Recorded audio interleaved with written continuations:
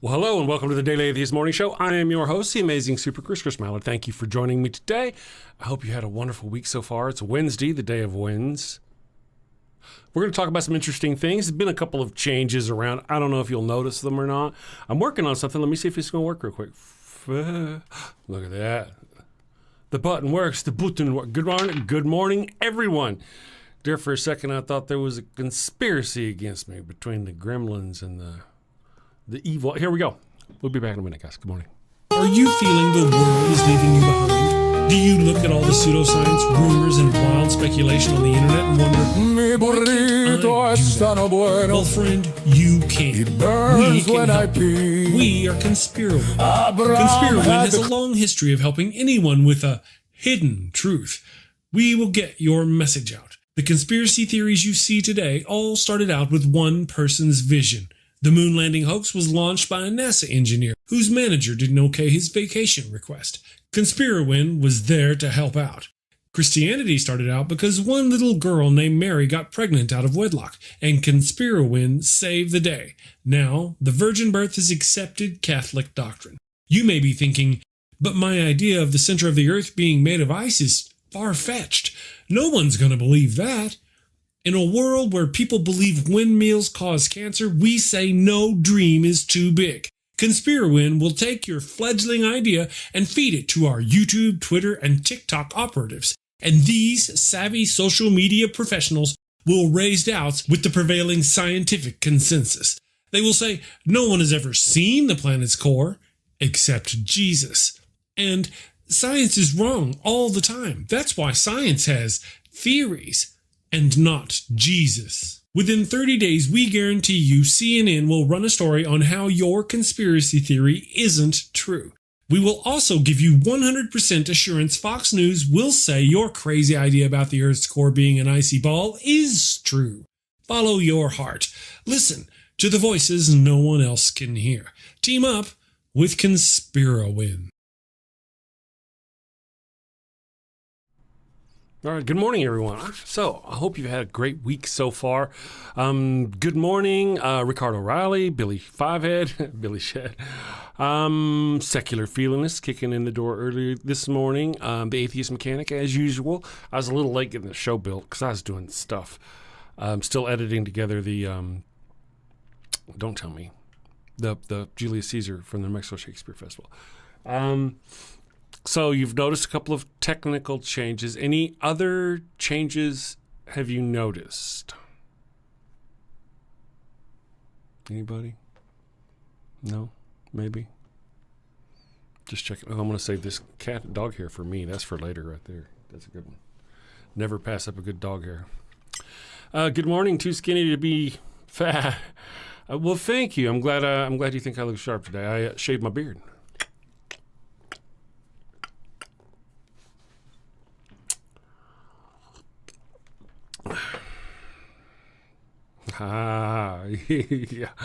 Yeah. See, well, you know, I used to look like this all the time. If I didn't wear it like this, I would shave off the beard, and sometimes I'd keep like the three here like that, or I just keep, just the mustache. But I got an audition this weekend for a different play. I thought I'd go with a more, this kind of look. So it's been a while too, and it makes me look younger. I feel it makes me look younger. The Texas Handlebar, yeah. Fu Manchu or the Texas Handlebar, either one, yeah. So, good morning, everyone. Let's see here. I did see, who did I see? I saw Kelly Shear. Good morning, Kelly Shear. Thank you for being here today. Goodness gracious, everybody. I hope you're having, I think we've named the cow. The cow has a name now. Betty. Betty is now the cow. Thank you. Yeah, I used to rock it all the time. The full beard, I guess, I don't know, makes me look more distinguished, I guess. I think the goatee kind of gives me that, what was his name from the Lost in Space? The doctor guy? The bad guy. I can't remember his name right now. Gives me those kind of vibes. a goatee. It's Chris from the Mirror Universe. Oh, that's a good one. Good morning, Vixel. Thank you for joining us. Yeah, the Mirror Universe. That's right. 'Tis I. Let's see here. I want to pull up what we've got. Hope you guys can hear me okay. I rebuilt the show. Are my lips synced with the audio and all that business? Let me know, guys, if you don't mind. If things like that, my lips are not synced with the audio, or if the commercials are a lot louder or softer than I am, or some of that business, just let me know and I'll work on getting it straightened out. Yeah. Thank you, Kelly, for saying hi to the person over there in the chat. Not really sure what's going on. Thank you. So good morning, everybody. So today is Wednesday, and what I want to talk about today is, let me bring up our topic here. Oh, it's over here. There's actually a couple things that have been on my mind, and one of them, we've been talking about the book of Mark and the violent scriptures that Jesus have in the book of Mark. But there's other things too that I want to talk about. We've talked about a couple of times. I want to take a shift. In fact, let me dismiss that. I saw a video. We talk about this kind of often on the show about the book of John. And just this morning, I was watching Dan McClellan video where he was saying that even where they think it's saying Jesus is God, that's not what it's saying. At the beginning, whenever it's like he is the one and the one is the light and he is the word and the word is him and all that business, whenever it's going through all that, trying to equate Jesus to the word or what it sounds like it's doing, Jesus is the word was from the beginning, all this business. Dan McClellan has a very good explanation as to what that's all about and why it's not actually claiming Jesus is God. And he's Wile E. Coyote smart, that guy. He is. I'd love to have him on the show. Wouldn't that be awesome to have Dan McClellan on the show? Some real smart person on the show. I mean, we haven't had a smart person on the show since Ryan and Kelly were here. Just me. Let's see here. Hypatia Stanhope, good morning. Yeah, it would be nice. I might send him an invite and see if he'd be willing to come on the show. I don't know. He might not. But, maybe I won't ask him to be on the show. I'll just send him one of my thoughts. And, where he goes, well, let's hear it. And then he'll see if he either backs me up or destroys me. My thoughts like some of the things about where Jesus says, I don't really know. I'd have to go think about it. Oftentimes I come up with things like, oh, yeah, this is what I think. I have to ask Dan McClellan. The one I was going for was the one where Jesus says he's not willing. And I wanted to kind of get with Dan and go, hey, is that what he's really saying? That he's not willing? Because they're all about Jesus willingly gave himself. Well, actually, no, he did not. He begged not to go, and he said it was not his will to go. He only went because God creature told him to. It's not my will, it was your will. He says it in every book. He says it several times, in fact. So he was not willing. Therefore, does that change? Let's see, he's a bit odd in that he still proclaims to be a Mormon, I think. Good morning, Yoshi.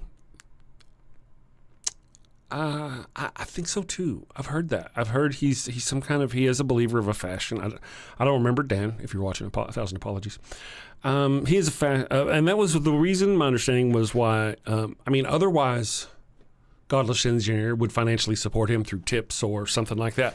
But because Godless Engineer has this rule about giving to anybody who's likely to tithe, and since Dan is a follower of a church, he's likely to tithe. So when I heard that, I was like, oh, I didn't know. I didn't know. So now I know. That would be an interesting conversation as well. And it may just be cultural.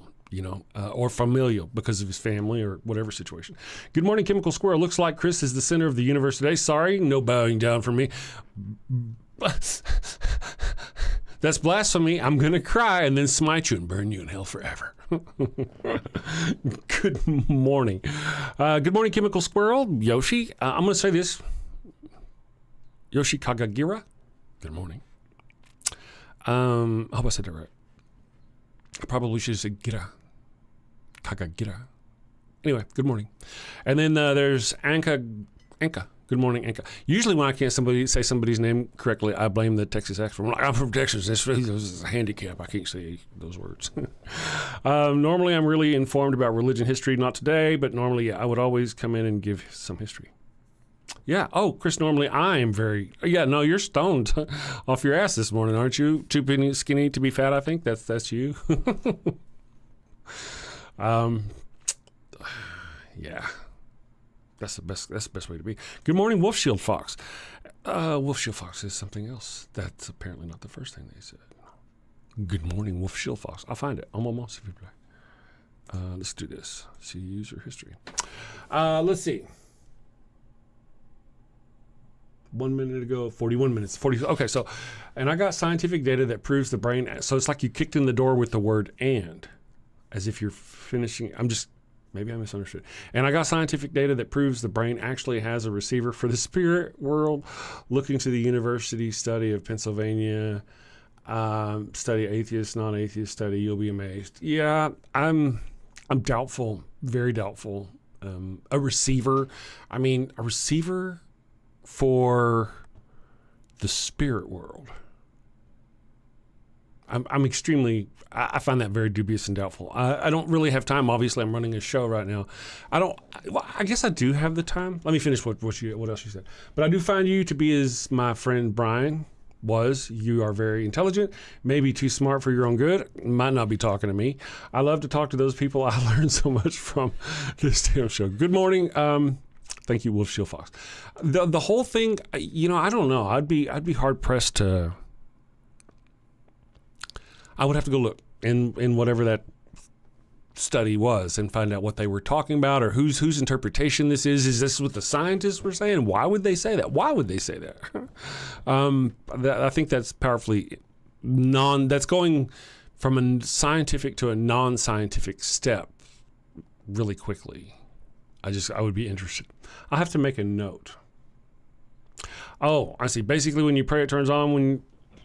If you don't believe in God, you cannot turn on that part of your brain or a higher power. Therefore, it is a receiver for the spirit world. I don't think that's exactly. You can equate that, but I don't think that's what that is. Let's just do this. When you pray, it turns on. Basically, you're asking an imaginary creature for something. You're praying. You've been programmed to do something with your brain. You're reaching out to the creator of the entire universe to ask them something. Well, of course. Yeah, I could see how, since I don't believe in that crap, for me to sit around and do it, I probably wouldn't have the same reaction in my brain, would it? That doesn't necessarily mean that it's a receiver. That all that means is maybe that people who believe have a different brain chemistry than people who do not. That's actually a speculation. We have a Keegan Tatum. Tatum Keegan is a psychologist who talks about that very thing all the time. Yeah.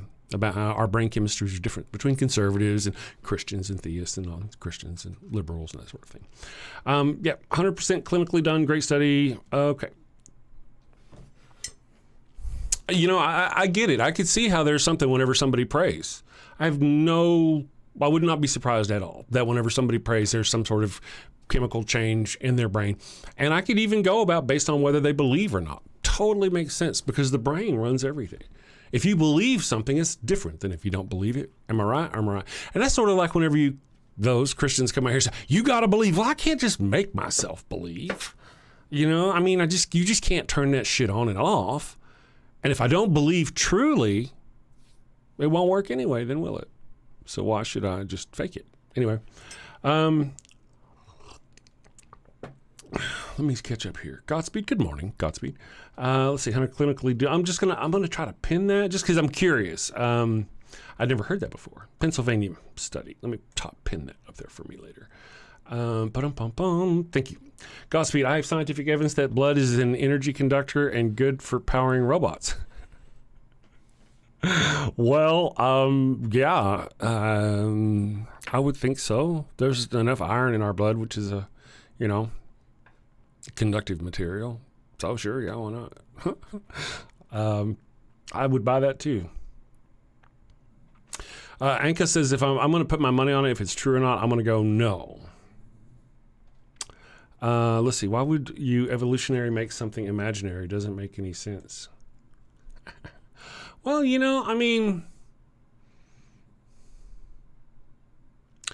mankind has been trying to answer the question of why where the thunder comes from, and what controls the stars in our destiny, and what makes a good day a bad good day and a bad day.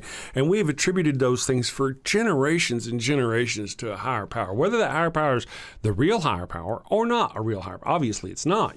Where does the thunder come? God creature. There's spirit all over the world. You can see different peoples throughout history and their writings and their scratchings on the wall trying to explain the universe as best they can. And it's easy for some people to believe in something that doesn't make sense, that doesn't exist. I mean, we could talk about the people where I'm referring. We'll shield Fox to your reference where why would you evolutionarily make something imaginary? I don't really. How about we do it like this, just for kicks? You engage your imagination. When you sit down to engage your imagination, there's a little part of your brain that turns on, right? Okay. When you're sitting, not engaging, you're just sitting there doing maths or some shit, that part of your brain is not doing the things that it does. But whenever you're sitting there thinking about a story, about, something, having a date with Jessica Alba or whatever you think about, whenever you're doing that, a part of your brain activates. You get that, right? You picking up what I'm putting down? Okay.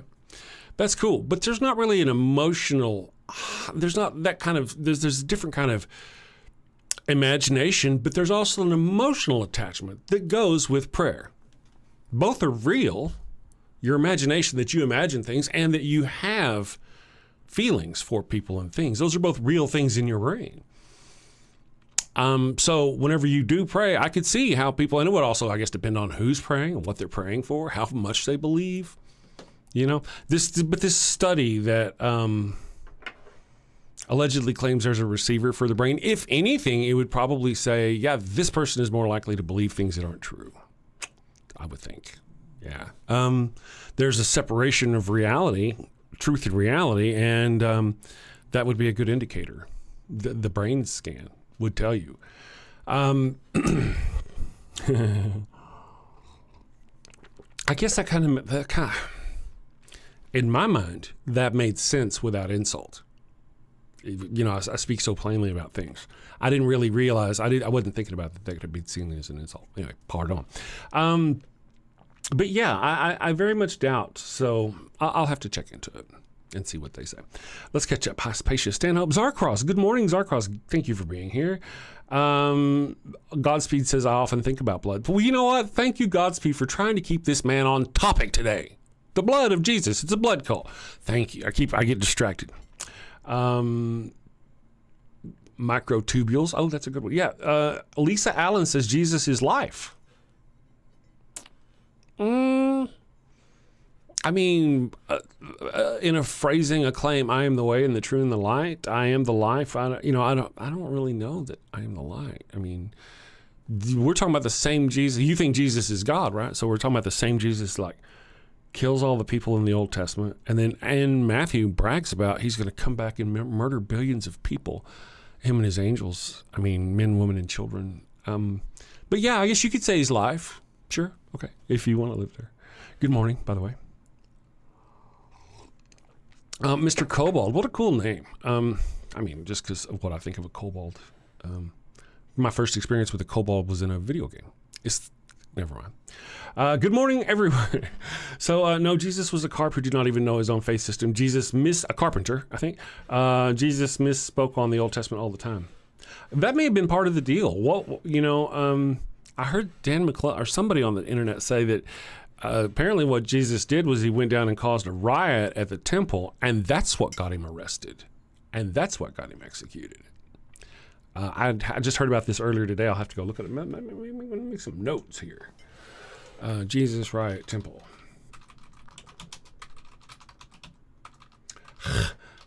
Can you not type, Chris? Jesus. Damn it, man. Riot temple. Actually, the blood of Jesus Christ is a 1420 hydrogen line, which is water living. Oh, no. Okay, now I know where we're going. All right. Now you're just getting into all manner of fantasy. Really, I'm going to go over here and I'm going to just kind of take this note I had made about going and checking out this study in Pennsylvania, and I'm just going to erase that. I mean, if you're going into the whole, there for a second, I thought you might be a serious individual. No offense. I don't mean that, again, in an offensive way. You are probably serious. I mean, I don't want to say legitimate. Legitimate. It's just, when you're going there, all of a sudden, actually the blood of Jesus Christ is a 1420 hydrogen line, which is living water, which is a frequency to the Sagittarius line. Oh my God, you're just fucking, I hope you're kidding. If you're not kidding, my friend, I hope nobody lets you around their children. It's just a common thing with those kind of, sorry. I mean, it's just a little bit, good morning, Oddmod. Good morning, Oddmod. And I'm all being a dick about it, too. I don't mean to be a dick. It's just like, I'm like, oh, wow, this just shit went like from like almost normal to like, oh, fuck. I've seen people come up with like things and they're like, oh, hey, check this out. I heard somebody recently say that Jesus' blood, specifically, we're talking about Jesus' blood, about how we actually have Jesus' blood. And then, this is actually a Dan McClellan video. And so Dan McClellan destroyed that and said, this is pretty much just Ron Wyatt made all this stuff up, made it up with no proof, no evidence whatsoever. This, if you know who Ron Wyatt is, he's a fraud is what he was. Literally a fraud, religious fraud, all this other business. He's the guy responsible for, I don't know about a lot of the Shroud of Turin stuff, but absolutely positively this guy is all up in the business of the Noah's Ark in Turkey on the mountain and the rocks and the scanning rocks and claiming they're one thing when they're really not and just making shit up. Ooh, I had a super chat. Thank you for the super chat. Ooh, Tech says, when do you want to debate me or are you scared? I don't even know who you are. Why would I want to debate you? I'm scared. See, I'm not a child. And going, oh, you're scared of me. That just doesn't really, that's not, who are you? Who are you, by the way? Let's start with who are you? And do you have a church, a following? Do you have like a big YouTube channel? Are you a preacher? Can we debate in front of your church? Are we going to do a live stream debate in front of your church? Any of those things true? Or are you just some jackass on the internet with a couple of bucks? I appreciate your couple of bucks. But who are you? And why should I even bother? Right? And what would we debate upon? What would we debate upon? That'd be a tough topic, wouldn't it? Is God creature a murderous, your atheist's worst nightmare? I highly doubt that. Is that all you got? You got nothing else? You don't have like a name? You're not a pastor? You're just some badass on the internet? Is that what I got? My largesse is dissipated. What is it this morning with oh my goodness, what's going on today? Hell. You got more in storage. You got more what? Good morning, Cypherbox. How are you doing? Let's see what you have to say. I hope you're not an idiot. We'll see. Yeah, it hurts when no one can grant your wishes and dreams. Well, okay, let's see what else you had to say. Hello, unhappy and unlucky people. Must be speaking to us. Do you still remember how to be happy? Yes, it hurts when no one can grant your wishes and dreams.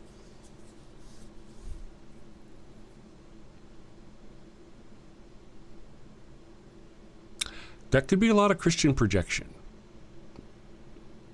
You know what I mean? Or it could be, there could be a person talking to Christians. Hello, unhappy people, speaking to the Christians. Do you still remember how to be happy? You are worthy. You're not dirty. You're not wicked. You're not disgusting. Can you still be happy? And then the individual goes on, yes, it hurts when no one can grant your wishes and dreams. And I think what that means is since your imaginary God creature doesn't exist, I'm sure it must bother you. Right? Good morning, Cypherbox. Thank you for joining us. You guys are fun today. Good morning, Anka. He has snow in the storage just like he's God. Good morning, J. Paul. Thank you for joining us. You're master debating Charlie. Gotcha. Interesting. Yeah, so I'm just going to check here. Just one more. Let's see. When Studio One. Okay, sorry. It was telling me something. I just want to see one last thing here before I just completely discount it. No, I didn't mean to do that. Toggle. No, son of a bitch. So yeah, nothing. You got nothing. So the question you ask, and I will answer your question. You will disagree or ignore me, and then I will move on. You may not move on. I'll move on. Your question is, if God doesn't exist, why make a living out of the non-existence of nothing? Well, if you're talking about me, I'm making a living. First of all, I'm not making a living. No, this is not a living at all. It's absolutely not a living. If you know anything about content creation, it's not a living at all. No, I mean, I appreciate the support I get. I just bought a new computer, which was like $1,700, and I'm hoping I'll get enough, possibly enough super chats and help over the next year to pay that off. Maybe. As far as a living, no living here. Now, if you're talking about a preacher selling something that doesn't exist, well, look, obviously they make millions doing it, don't they? Billions. How much is Joel Osteen worth? Ooh, how much is Kevin Copeland? Not Kevin Copeland. Copeland. Copeland? What the hell's his name? You know who I'm talking about. All those weird old preachers from the... How much? They're worth millions and millions of dollars. So it sure does seem like it makes a lot of sense to... Kenneth Copeland? Is that right? It sounds like it makes a lot of sense to sell things that don't exist, doesn't it? Let's see, to actually... So let me go back here. Why make a living out of something that doesn't? Now, as for me, why do I do what I do even though it doesn't make a living?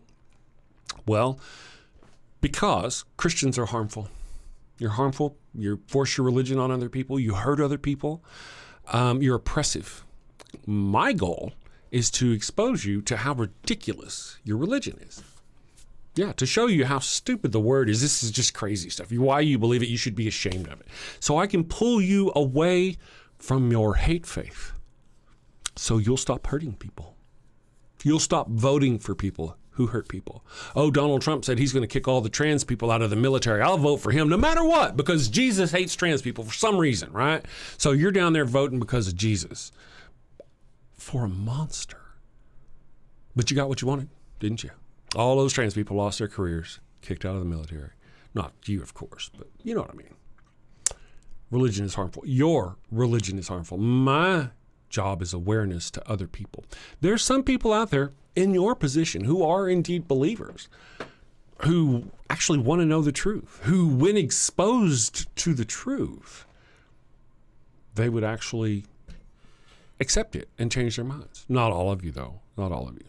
Some of you are so dependent upon, so latched into that there's just nothing. You want to be lied to. It's comforting. It's soft. Nothing we can do. So there's that. Let me just kind of get rid of this here. You remember, guys, whenever we used to have Pastor Dean come on the channel, always remember Pastor Dean? Yeah, if he was a real pastor, he never proved it. Just talked it a lot. Yeah, let me catch up here with the chat here. Good morning, Pax Headroom. Let's see. I want to keep. Sometimes I do. I want to remove the Pennsylvania thing off my pinned to-do list. There it is. Bye bye. Christians don't force their religion. Muslims do. Good morning, Easy Loves. Christians do force their religion. In fact, they do. They have for ever since, right? I mean, Muslims do too. No doubt. I'm not going to argue with them. Muslims are over there, though, in the Middle East. Are they not? They're over there in the Middle East. Let me ask you, Easy Loves, let me ask you in the chat, for me, will you do me a favor, Easy Loves, if you're still there? Please put in the chat which religious group is putting the 10 Commandments in schools in the United States. Is that the Muslims or the Christians? Which group, the Muslims or the Christians, are responsible for blue laws throughout the United States, where you can't buy alcohol on Sunday because of God or Jesus? Which group is it that, as mentioned just a minute ago, took over the United States government and literally, openly, admittedly so, Christian nationalists, and are now that they kicked all the military, all the trans people out of the military, destroyed the careers of thousands of people, good people, for just religious bigotry? Who was that? Was that Muslims or Christians? That would be Christians, wouldn't it? Women in the United States are now forced to live by Christian thinking whenever it comes to their bodies. How many women have been harmed or died in a parking lot or a hospital waiting room because they couldn't get a desperately needed abortion because their doctor couldn't determine it was severe enough, because you jackasses are the ones that determine how severe it is before a woman can actually get, you know what I mean? Christians, that's who does all that. Did you put all that in the chat for me or no? I'm just curious.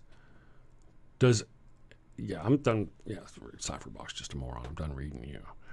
Every time I read your comments, my IQ drops. It's just, I was just kind of curious to see if our individual out there who is comparing Muslims to Christians, if you were willing to admit that it's actually Christians who are doing all these things. Yes? No? You still there?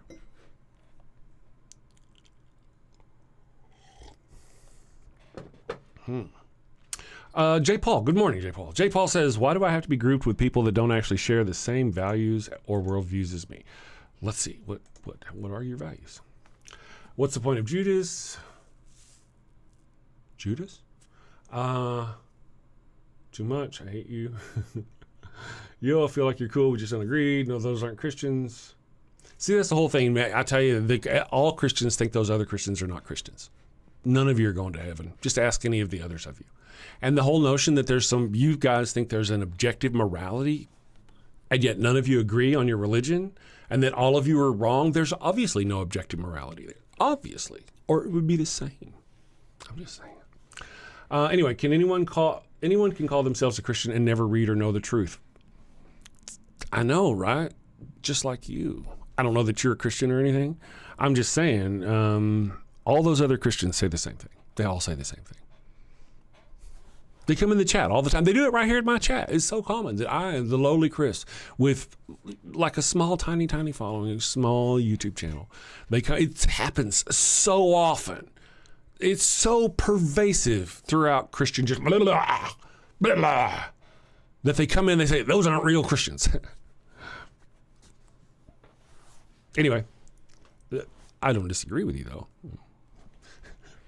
And then J. Paul says, why do I have to be grouped with people that don't actually share the same values or worldviews as me? See, that's the whole thing. If you're a Christian, that's the whole thing. Yeah, you're really not. I mean, well, I guess you are by the title Christian. What's a Christian? Are you the arbiter of what a Christian is and what is not a Christian? The Pope actually would probably claim to be the highest ranking arbiter of who is a Christian and who is not a Christian. Am I wrong? I would maybe be wrong. Frosty Lord, good morning. Here's $10, buddy. But yeah, the American way is politics, but the Christian people are the voice of the people and enacting authority. So yes, it's mostly a bunch of people holding things down or up or whatever. Thank you for the super chat. American way is politics, but the Christian people are the voice of the people and enacting authority. Man, that really reflects poorly, doesn't it, on Christians, if they're the ones now in charge and they're the ones the American way. Really, God, I gotta tell you, man,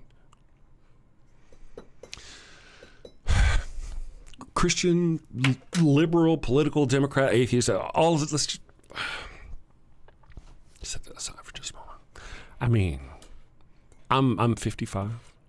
I had this notion of what the United States was and what the government was. I mean, it's a bureaucracy and it was thick and it was a bunch of shit and it was, damn you government. But man, I never thought our government would take the turn it has taken. And all it took was money. Lots and lots of money and corruption. Money and corruption. So I just, and that's not just, that's not liberal, that's not conservative, that's not Republican, that's that's all of the bastards. That's all of them. I mean, some more than others, but anyway. Back to On Point, man, On Point. Let's see.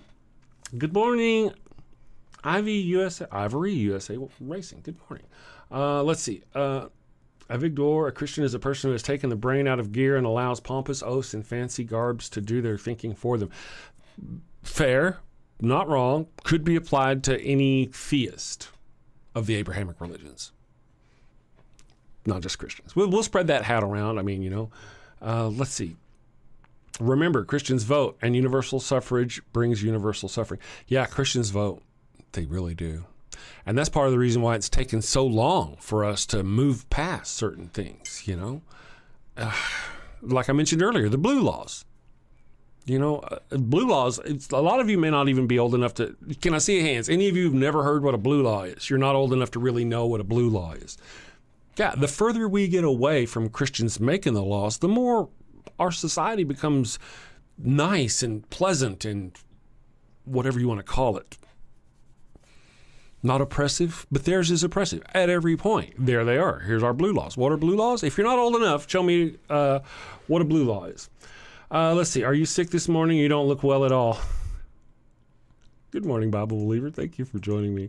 I hope you are having a wonderful day. Actually, I've gotten a few compliments this morning because I shaved my beard. And some people have said I look kind of sharp this morning. Sexy-like. So, I appreciate you. What do you think now? Now that you've seen that I shaved my beard, right? I'm like the what they say earlier, the mirror universe. Chris Mallard. Thank you, J. Paul, for the $2 super chat. Respect free thinking. Thank you for doing this. Thank you, J. Paul. Yeah, I appreciate all the support. One of the things I want to say is that we often disagree, no doubt. But oftentimes, and I think most of the time, we are genuine in our assertions. I genuinely want to help the Christians out there who are being led down a bad path, and they're hurting people, and they're going to hurt people, and they need to be blah blah blah blah blah. Right? I mean, I don't do this. Why would I do this? Because I believe in it. I believe. Christians are the same way. I believe many of them come in here and they're the same way. They really believe, and they're really earnest in their belief. Hey, man, I believe for you. I want you to be good, and I want you to be okay, and I want you to find the Spirit of the Lord or whatever business they're going on about. Regardless of whether I agree with what they're saying, they believe it. And their spirit, if you will, I don't want to use a word that their heart is in the right place, as is mine, I feel. Let's see. Beard of empathy. At least you didn't take it all off. I know. I am powerful ugly whenever I take off the whole beard. But, I got like various stages of off that works. So, Hypatia Stanhope is looking for a dance. Is it is it time for a dance? Oh, my goodness.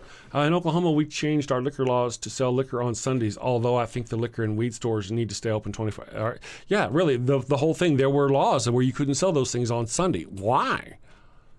Jesus. Good morning, John Hudson. Good morning, Kelly Sure. We all have the spirit derived from the Latin spiritus, meaning breath or wind, used in place of the Hebraic word rausch or Greek pneuma.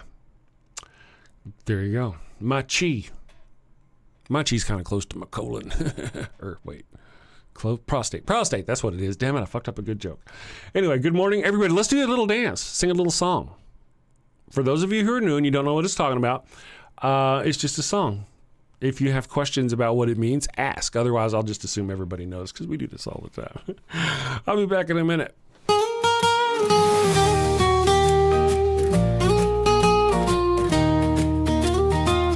Mi burrito es tan bueno, it burns when I pee. Abraham had the crotch cooties and gave his sister wife to me. El ataco bueno, it stings like a bee. They told me she was his sister, now I'm plagued between the knees.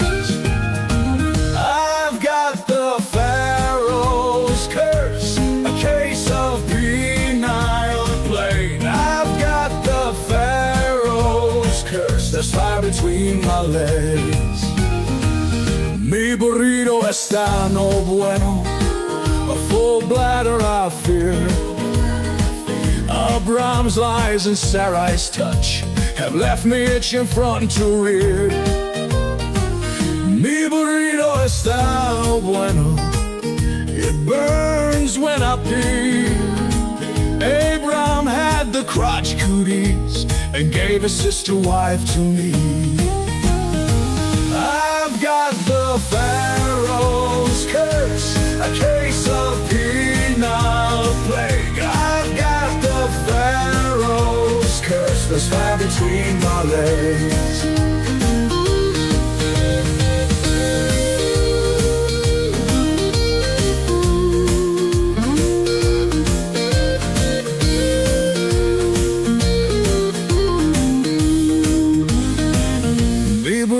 Está no bueno, a full bladder I fear.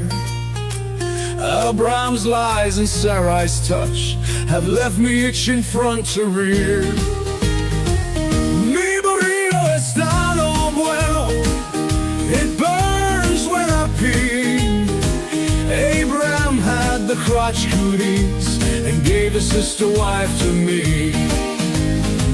I've got the Pharaoh's curse, a case of penile plague. I've got the Pharaoh's curse, there's fire between my legs. I've got the Pharaoh's curse, a case of penile plague. I've got the Pharaoh's curse, there's fire between my legs.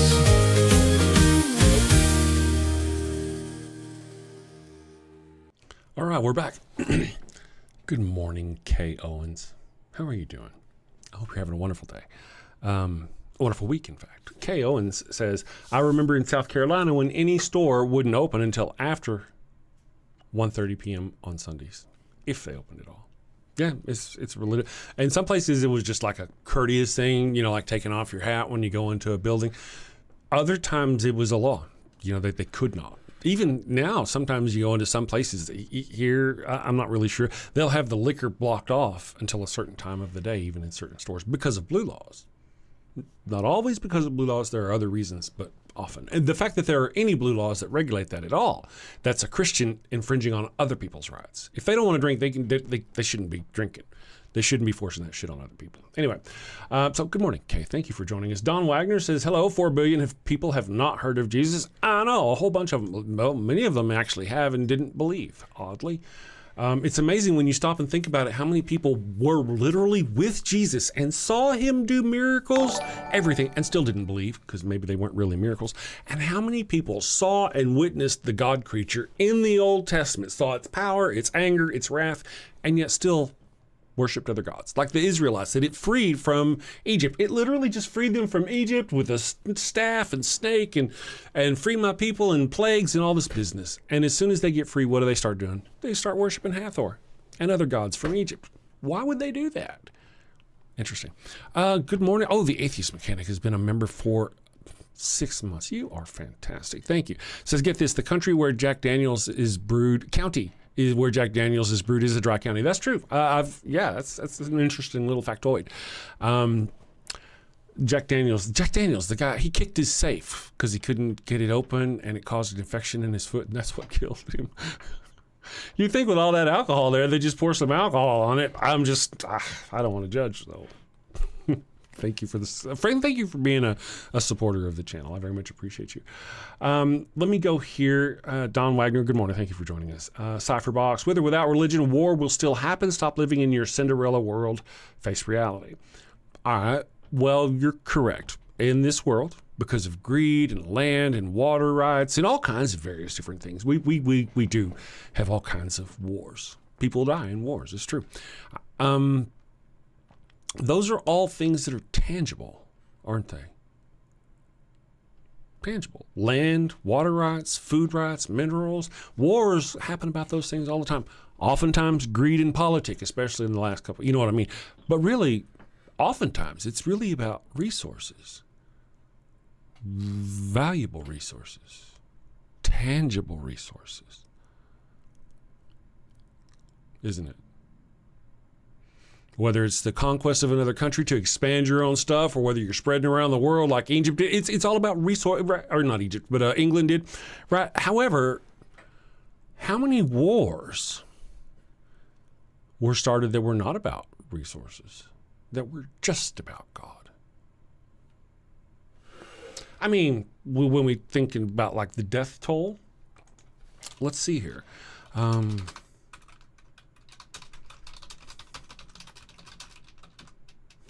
Let's just see here. Just kind of going off a thing. Oh, look here. I've got a new thing. Let's try this and see if it works or if it fucks up on me. Boopsie. Well, there we go. All right. So now how many people, between 7 and 17 million people, died as a result of the Protestant Reformation? That's a lot of people. That's just the Protestant Reformation. Just it. Just that one. Roughly. Of course, obviously, it's a pretty rough number. Just that one. And what are they fighting for? An intangible thing that doesn't exist. Murdering people in the name of a God that they can't prove is real. That's what they're fighting for there. If you ever talk about the story of the Midianites and you talk about how God creature, you know how he killed off the Midianites and they were wicked and bad or whatever. And we talk about it here on the channel as atheists. We bring it up all the time because that's God and Moses commanding the murder of children. What was the sin of the people that were destroyed by the ancient Hebrews, by Moses and his people, the people of God? What was their sin? Was it that they were violent against them? Did they murder their children? Did they rape them? No. No, some of the women lured, allegedly, some of the ancient Israeli men away from their belief in Tim. They took some. That's really all that happened. That's it. Go look. Because of the Peor incident. You can go look that up. Peor incident. So because some of their men were tempted away from their tribe, they went and murdered everyone. They murdered every single one of them except the young girls, which they kept for themselves. And they only did that. Now, see, had the generals actually followed through on what Moses had told them to do, they would have even brought back the women and children. They would have murdered them all because that's what they were commanded to do by Moses and God. Yet, they didn't murder them all. They brought some of them back. And Moses is like, what the hell did you saved all the women? No, you need to kill all the males, the little ones among the males. Because they've already murdered all the men. They've already killed all the men of the Midianites, according to their own story. You need to go kill all the little ones among the men, males. And you need to go kill all the women who have known a male. That means pregnant women. That's talking about running a pregnant woman with a baby in her belly through with a sword. Moses, commanded by God. Interesting, isn't it? But what was their sin? Was it something horrible? Like if you talk about the part in the Psalms, was it 127 or something? When they're talking about dashing babies against the rocks. Happy will you be who dashes your enemies' babies against the rocks. Well, yeah, you might have heard that as a atheist argument, but they're actually that's in response. They'd been attacked. And that's what had happened to them, allegedly. And they're saying, when it's your turn, be happy to do it back to them because those people did it to you, which is really disgusting and sick because this is God's people. A, he couldn't protect them from that other attack. And B, that not only that would happen, but that his people would write down to return that level of vengeance in a song.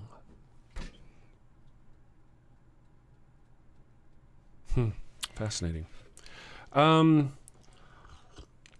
So there you go, Cypherbox. So with religion, you certainly do get a lot of deaths, specifically for nothing. Nothing. That's just that one. I mean, we could go on. There are lots of different religious wars. Just look up religious wars. Don't waste my time. And what do you call them? AI tokens or whatever to go look up your shit. Let's see. Mallorca. What an interesting name. Mallorca is Atlantis. I've suspected this whole time. Good morning, Mallorca. I hope you're having a wonderful day. Let's see what Mallorca has to say. I don't know. Yeah, I should see what they have to say before I'm so greeting to them. Sometimes I'm a jerk, though. Too Skinny says, Chris, please do goat candles. Okay, I'm going to leave that up there. I'm going to do goat candles for you in just a moment. Let's see. I'm going to pull that pin down. And then Godspeed said, you know what? Abraham, Isaac, and Jacob should be a harem anime. Oh, yeah. Yeah. See, whenever you're just Isaac and Abraham and Isaac, that's one thing. But when you throw Jacob in there and Ishmael, get Ishmael in there, and Hagar, where Abraham, the father of the Abrahamic religion, rapes his wife's slave, has a baby with that woman, abuses her to the point of she running away. Then an angel of the Lord tells her to go back and continue taking the abuse, which she does. And then Abraham finally has a child from his own real wife. And so now, once that child is weaned, he no longer needs the child from Hagar, so he casts them both out into the desert to die. Yes, that's the father of the Abrahamic religion, isn't it? It is. Huh. Good morning, Miss Non Sequitur. Thank you for joining us. Easy Loves, let's see, was Easy Love still here? Are you still here? The point is that even if you take religion out of it, banning abortion is just common sense. No, it's not. It's not at all. I mean, abortion is a thing where you should evaluate. There's a point between conception and birth. There really is, where it's not a baby and then slowly becomes a baby. There's a point at which, and you shouldn't be the one to make that decision. Your religious people should not be the one to make that decision. If your religious people are going to be the ones that need to make that decision, find me an example in the Bible where it says you should care about babies, unborn children. I can find you over and over examples, just like I just mentioned here on this show minutes ago, about God creature commanding the murder of children. I can give you, you know what? You can go look up the bitter waters. That's where Moses, I think, is it Moses or God telling Moses telling a priest something. They're telling them essentially, listen, if you even suspect a woman has been unfaithful and she's gotten pregnant, you even suspect so. You don't have to have any other reason, any justification other than you suspect so. Give her this magic potion made out of temple dirt and holy water from the temple. And if she has been unfaithful, it will cause a miscarriage. That's an abortion prescribed in the Bible by God creature. Also says in the Bible somewhere that there's no baby there until the first breath. So what do you give a shit? And then even still, if they do have an abortion, that's a soul straight to heaven. Boom, soul straight to heaven. Boom, soul straight to heaven. And there's an atheist willing to give their soul to do it. What do you give a shit? The longer that baby is alive in this world, the more likely they are to sin and fall into transgression and go to hell. How many innocent souls have you yourself sent to hell because you wouldn't let their parents get an abortion? How many? That's not a zero number. Not a zero number. Do you ever think about that at all? Do you ever know what your Bible actually says about these things?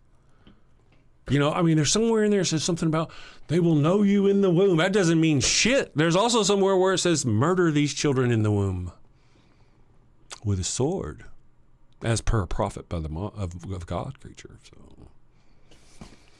your whole argument just is so destroyed. And if you just stop and think about it, maybe not you, this is where you have been led. The whole point is to oppress women. Your whole deal about abortion and all that other business is about oppressing women. It is. It's about oppressing women. Yeah. You may not feel that way. You may were led that way by apologists who were. But when you stop and look at the religious tokens behind, I've given you more reason than you can give me. I can give you more examples of God creature killing babies, ordering them to murder a baby, all the reasons why you should not be pro-life, if that's the term you want to use. You should be pro-abortion. Like us on the who are actually pro-choice, we're not pro-abortion, we're pro-choice. You should be pro-abortion. You should. If they get aborted, they go straight to heaven. You have insured a soul into heaven. But it's about controlling women, isn't it? Let's see. Catch up what's going on here. Good morning. J. Paul says, I'm trying to get, but Ishmael became a great nation. Okay. All right. So what I mentioned earlier, if I can, Abraham raped his wife's slave, had a baby from that, abused the slave to the point that she ran out into the desert with her child to fucking die, but the angel told her to go back. So she goes back, endures some more abuse, I guess, until the man finally has a child with his own real wife. And then he casts them out into the desert to die. Our individual, good morning, I do appreciate you, said, where'd it go? Let's see. But Ishmael became a great nation. Did he? Did he?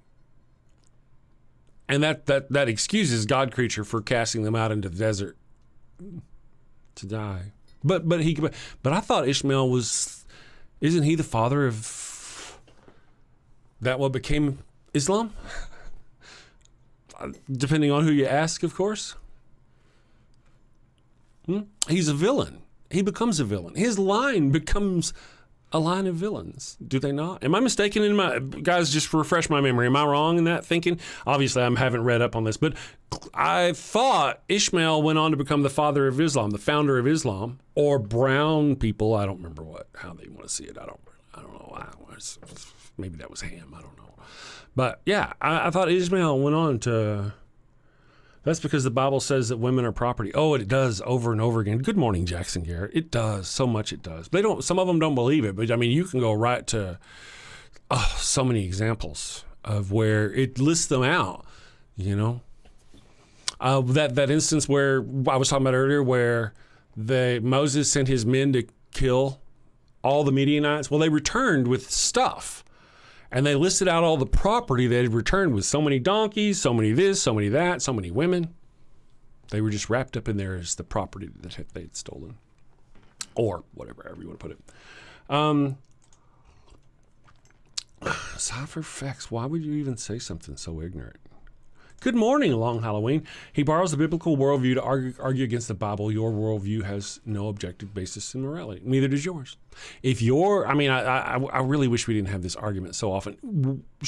Demonstrate objective morality from your God creature. Show me some way that you can demonstrate that people from your religion actually have the same morality. You have 40,000 different denominations of Christianity alone. This is just one branch of the Abrahamic religion. We're talking about a full 6 billion people on this planet, and you just can't say they all agree on the morality of the world, can you? Can you in any laughingly way say that? Even among Christians, you can't say that.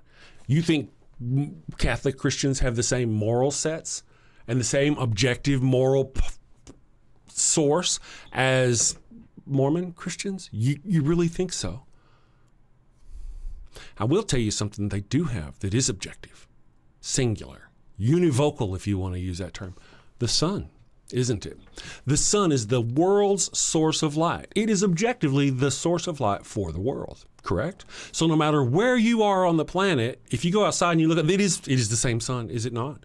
It's objective and universal. You cannot say that about Christianity.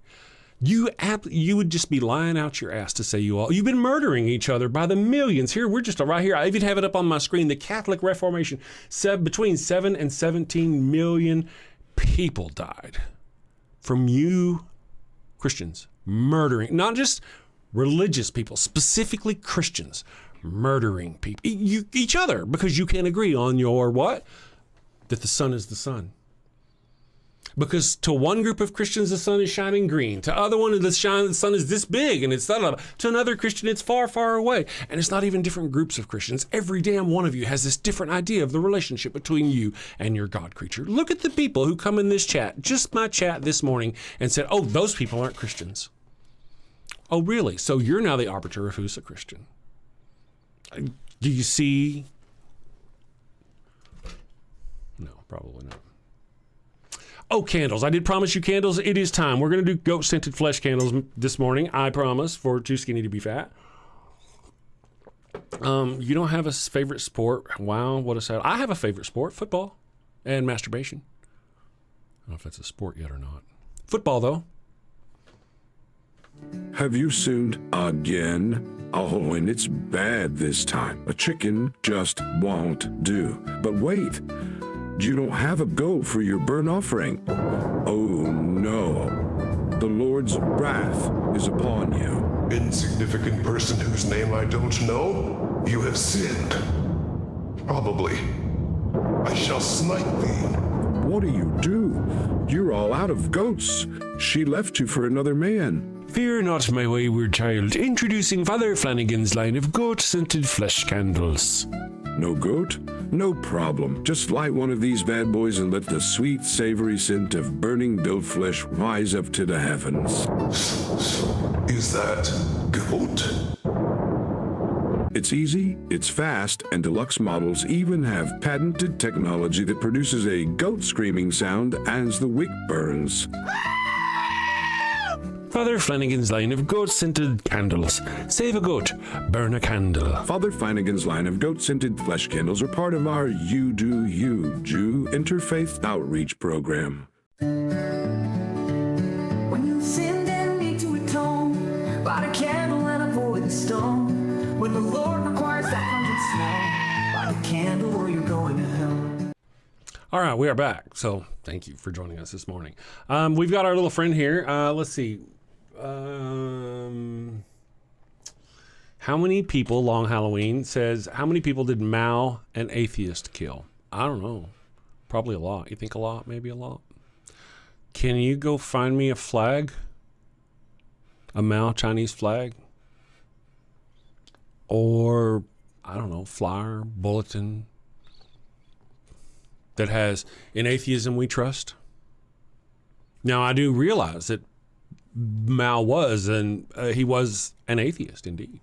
He was, thought religion was, what do you call it? Mysticism, or what is it? I don't know. He didn't like it. He thought it was a bunch of junk. But he was also so many other things.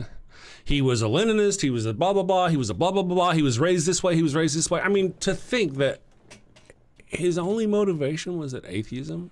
And again, you just can't find any things where he's out there murdering people by the millions in the name of atheism. It's about power and control, land, rights, money, all those things. Pol Pot, same thing. Pol Pot murdered his own people. I mean, he would not just kill you, but he would also kill your whole family because he didn't want them to retaliate against him.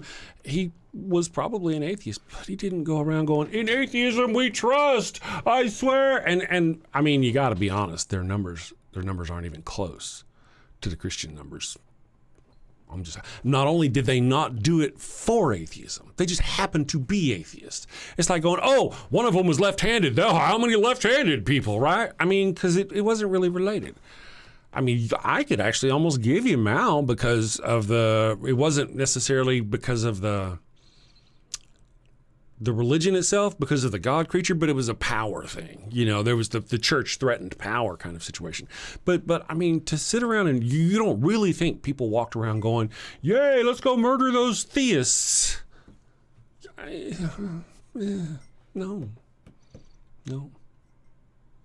But you know, we can find lots of examples of theists murdering atheists. That's pretty well known throughout history. Or atheists or non-believers or people who believe differently, pagans, Wiccans, anybody really. Let's see, Mormons aren't Christians. Thank you for that. See, I very much appreciate you solidifying my point for me. Thank you. Pooty Cat says Ishmael is considered the progenitor of the Arabs. Yes, the Arabs, aren't they? Yeah, I know. It really is. What a mixed up world they have over there. I don't really think that that's the case, obviously. But it's kind of funny that the ancient Hebrew people would villainize the Arabs that way. Southern Sunwalker, should the no true Scotsman fallacy be renamed the no true Christian fallacy? It should. It's probably more common. I mean, just ask any of them. Any of them. Some of them will say, well, if you believe in Jesus Christ and accept him in your heart. And other ones like, fuck that. You got to do this. You got to believe this way. I mean, they come in here all the time and they're arbiters of and say, no, those aren't real Christians. So I don't know. You guys work that out yourself. Let's see here. Toggle pin. DC says he doesn't think I understand the Bible. I know you think that. Let me get rid of this right here. I got to scroll out of my chat and miss a lot of stuff here because I'm just kind of behind. Dairy Fiend, good morning. It's been a while. I hope you're doing great. Hope everything in your world is wonderful. Laura Wears Hats is here. Avesta Freeze. Wow, all you cool kids are here. Good morning. Atheism has nothing. Its existence is in vain. See, that's the whole thing. You just make shit up. Do you see how you did that? I mean, nobody said that. You just made that up. You're like, yeah, I get it. Atheism is blah. And you just make up this thing that atheism is not. Anyway, how do people talk to you at all? Good morning, too skinny to be fat. Thank you for joining us. Christians punish the innocent in place of the guilty instead of taking responsibility for their own fuck-ups. That's the whole basis of Christianity, right? Jesus is taking your sins, not you. That's exactly what you just described. Thank you, Godspeed. I appreciate that. Let's see. Long Halloween. Again, harm is subjective. If someone wants to harm others, you have no objective reason for this. I mean, there's no objective. I don't think there's any objective morality. You're not going to find an argument for me if you're trying to argue against objective morality. It's all subjective. It is. I mean, murder? Oh, everybody agrees murder's wrong. Well, no, they don't. They really don't. They really don't. We have just here in Texas, like Texas, murder people if they break into your home. It's okay to murder them then. We just changed the word to self-defense. Well, you weren't necessarily self-defending yourself, were you? In Texas, it doesn't matter. You crack a window and run away, they'll shoot you in the fucking back and call it self-defense. Morality? In the Bible. Now, I could sit here and I could go, we have an entire horde of clergy. I want to say thousands and thousands of clergy. Not just Catholics, but clergy all over. Thousands and thousands of them that have been caught and convicted of molesting children. Does that group of men who did that think that molesting children is wrong or immoral? Even though we all think it is, clearly they don't. And if that was my old example, that was the old example I used to use. Because, technically maybe they do know it's immoral. They just don't care. However, we have examples of God creature in the Bible telling people to keep female virgins for sex slaves. That's God creature calling for the sexual assault of children. God creature, justified by God. Sexual assault of children. Now, there's probably a Christian out there, oh, it's not what they meant. Well, yeah, actually, that's what they meant whenever they say keep them for yourselves. There's other scriptures in the same book or shortly thereafter that tells them even how to treat them, how long they could put them in their house before they could legally rape them. That sort of thing. Yeah.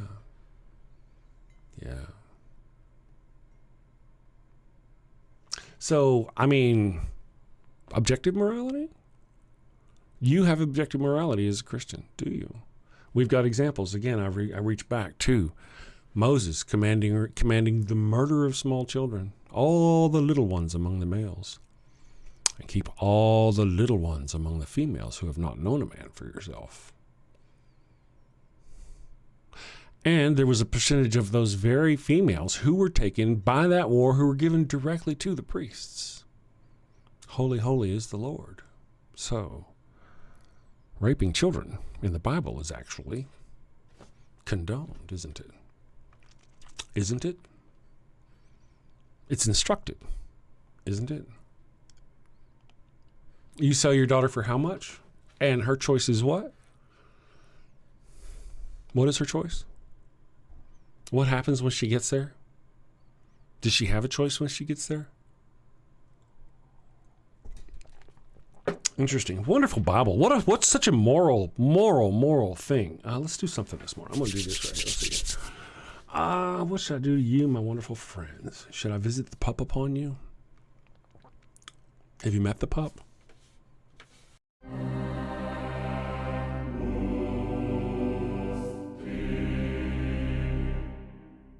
Flanagan! Yes, sir. Very disturbing, I know. Fetch me Father Flanagan.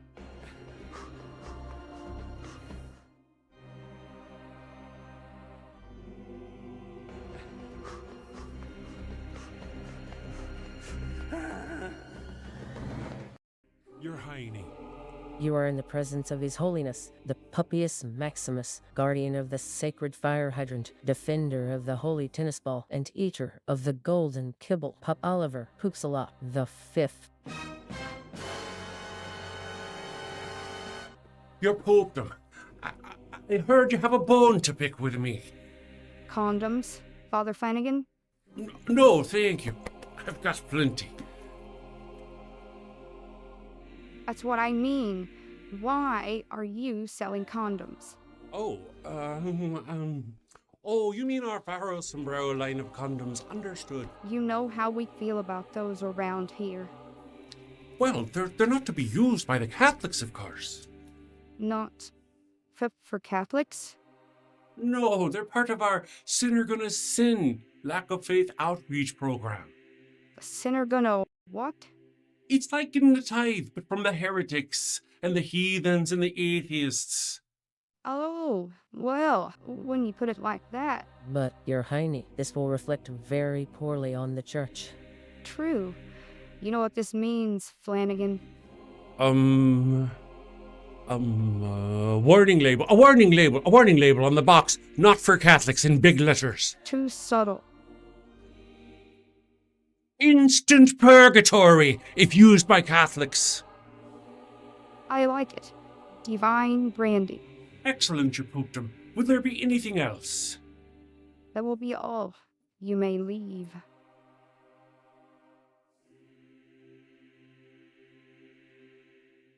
All right, we are back. Let's see what we got here. Pin that real quick. Bible Believer says, oh yeah, it's a long time ago. I can unpin that. Fung Fang says, how come you don't attack Muhammad and Allah like this? You think you can destroy Jesus? You're just reading the immoral things men did in the Bible. We all need Jesus. Well, do you want an answer? Would you accept the answer? I live in the United States, and in the United States, Christianity is prevalent, and it's being forced on other people here in the United States, and it hurts people here in the United States. Muhammad and Islam, which are both bad, but they're far away. So I don't give a shit about them. I don't care what they're doing. There's atheists over there who are talking bad about Muhammad, and they get the calls like, why don't you talk about Jesus the way you talk about? Because Jesus, Christians aren't over there fucking with his shit. Muslims are. Here, it's Christians forcing their bullshit on other people. And that's why. So, let's see. And yeah, we're talking about the immoral actions of the people in the Bible. Abso-fucking-lutely. You people base your morals on these. Oh, King David. How many people have been named after David? You know, the guy who murdered 200 people and cut off the end of their dicks? That David?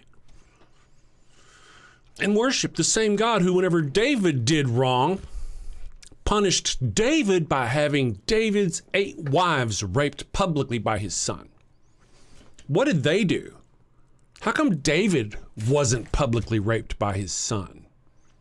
No, his wives were. This is King David, remember? They're disgusting people. How many people are out there named Abraham? Do you know what Abraham did? You know about, earlier I mentioned about Hagar and his wife, but the whole song that came on the Pharaoh's curse thing, the Pharaoh's curse, he gave his sister wife to the Pharaoh. She gave him the sexual disease. That's what the song is about. In Genesis 12, Abram and Sarah go into Egypt.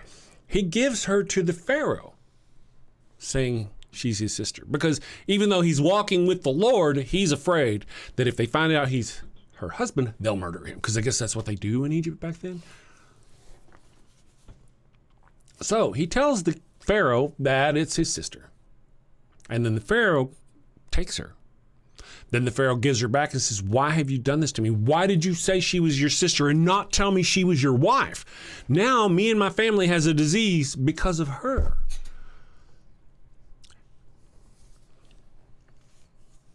And then Abram, of course, later in chapter 20, he does it again. And that time the king doesn't fall for it. It's a king this time. He doesn't fall for it. And he says, why did you do this to me? Why did you say she's your sister? And in chapter 20, Abraham says, well, because she is my sister and my wife. Father of the Abrahamic religions. Right? You guys are merciful. These are how many people out there are named Abram or Abraham for this piece of shit? Now, of course, you could argue that this is all Jewish stuff. Yeah, okay, sure. But you would be ignoring the fact that the Judaism religion is the backbone and basis of Christianity. It's what your religion is built on. Without Judaism, there is no Christianity. None at all. Staff meeting. Jesus was a Jew. He was a practicing Jew. He told other Jews to go do Jewish things. I've healed you. Go sacrifice at the temple as per the laws of Moses. Again, Jesus was actually at what's the Last Supper? The Last Supper is Passover, which is a Jewish holiday where Jesus is celebrating the murder of children. Remember? Passover. When the angel of God passed over Egypt, and if you didn't have the blood of an innocent lamb over your door, it would murder your firstborn son. Huh. Interesting. Yeah.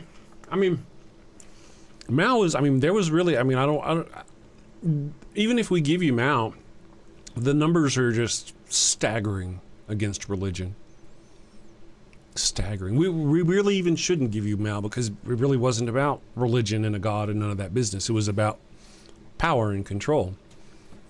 People using religion to control the masses. I actually kind of agree with that one, that it's a tool for, yeah. But then there's also his entire Stalinist regime and notion where they went, I don't agree with those things. Those aren't atheist things. Just because you're atheist, you can be a variety of other things. So many other things. But again, let's see.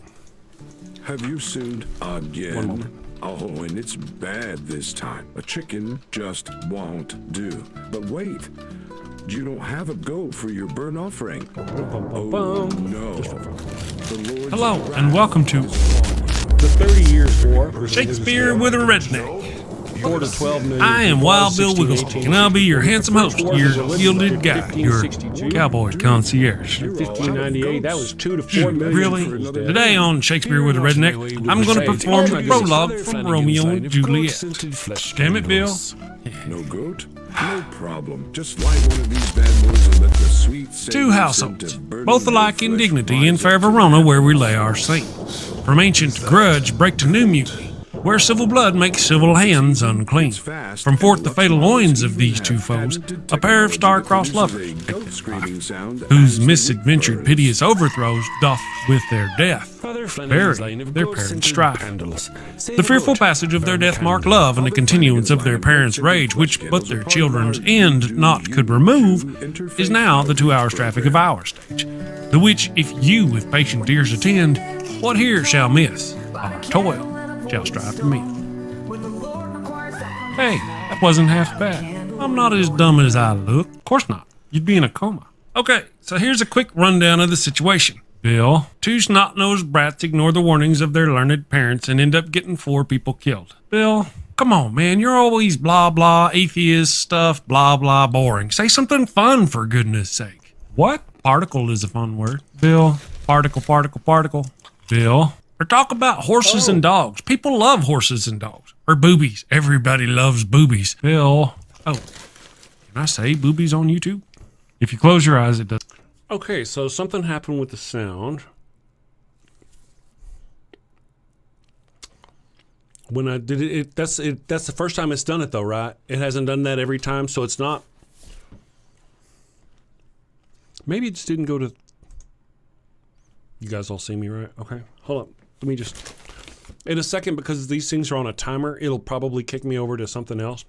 Anyways, actually, I didn't mean to run that commercial. I must have fat bagged and bumped my chips bag into my button or something. I don't know. But here we go. I was talking about, here's the 30 Years' War from 1618 to 1648. 4 to 12 million people killed. Religious Holy Roman Empire kind of thing. French Wars of Religion, 1562, 1598. 2 to 4 million deaths. The Crusades, 1 to 3 million deaths during military campaigns. The Hussite Wars, 100,000 to 200,000 deaths. The Roman Jewish War, it just goes on. It goes on. and on and on and on and on and on and on with religious wars. Again, it's one thing to, yeah, we do have wars for land and tangible things that people need to exist. I'm not really a person who can argue completely against all of that. I mean, obviously, there's a point, I guess, in your civilization where you have to go, you know what, we're out of resources and we must. You know, God isn't that resource. To go around like is it the Calvinist war, where how many people did the Calvinists kill? And the reason why they were murdering each other is because one group thinks it's okay to have statues and pictures in your church, images, and the other group says you should not have graven images. You should not have graven images. And they murdered each other for that by the millions.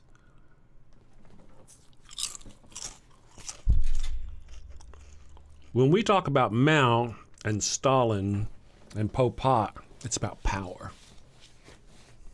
Religion is about God. Don't put that button again. Old man, let's see.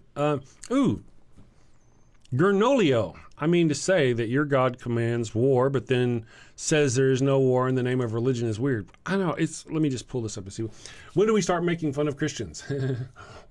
Doesn't the God in the Bible explicitly tell you to kill people? It does, over and over again. All kinds of people. Children, women, babies. It does. It tells you to sacrifice your firstborn son to Jesus. Or to God. If you think Jesus and God are the same thing, then God, creature, Jesus, commands the sacrifice of children to him. Interesting. Yeah.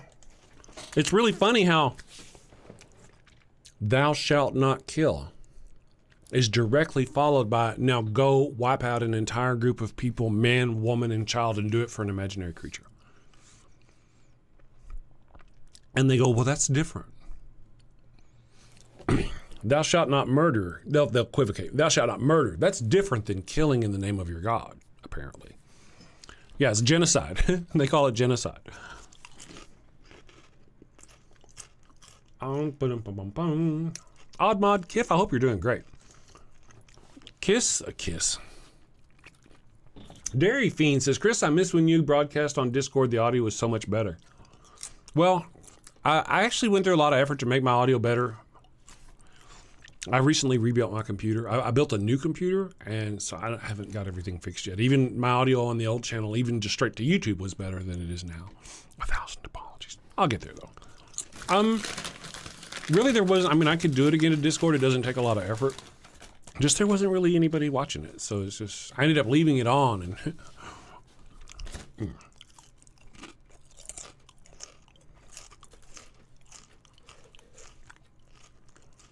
I don't even know why I still read your shit. It's just ignorant every time you speak. Not you, whoever I was just talking to. Prince Vegeta, killing in the name of this god creature. Right. How often? I mean, it's a holy book. Jesus is a God of peace and love and mercy, isn't he? Isn't he? And yet 4 chapters in, the first man kills another man for the love of this God. Because didn't approve of him. It was mean and, what is it? Dismissive and rude and threatening. Right out the gate. God creature's a piece of shit. Right out the gate. Of its own holy book. Anyway, I digress. Yes, Dairy, yeah. Yeah, I used to leave it on. Gernolio, I don't know where you came from, but you are reading my mind. Yes. The first lie ever told, according to God, according to their own religion, was by God. The serpent told them the truth. God said they would die. They did not die. The serpent said they would gain the knowledge of the gods. God later, at the bottom of that chapter, admits they learned that. No, so.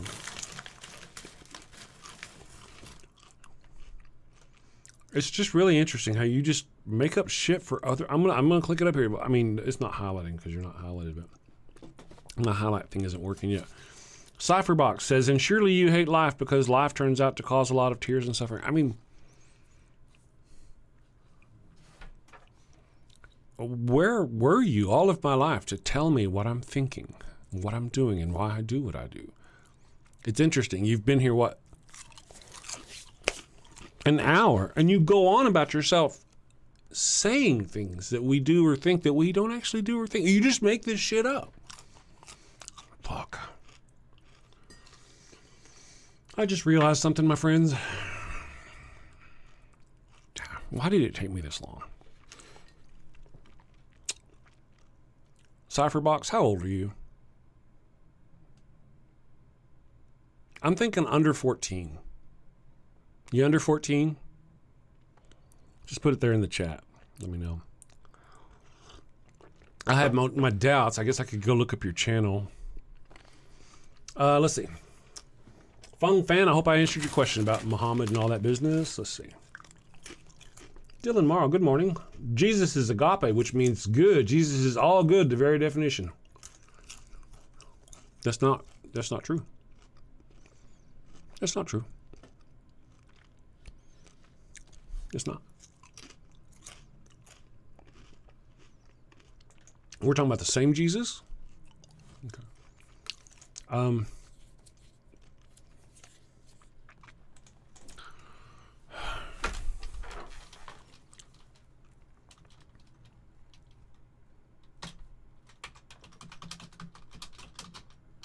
This guy don't know the Bible.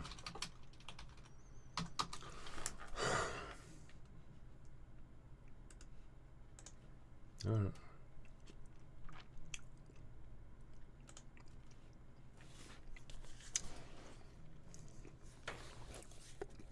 Dylan Morrow says, Jesus is agape. Jesus is all good, the very definition of. Jesus said, why callest thou me good? None is good save one, only God.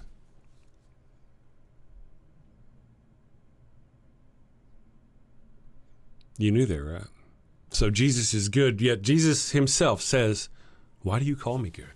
I'm not good. Only God is good. That's Matthew. Mark 10:18.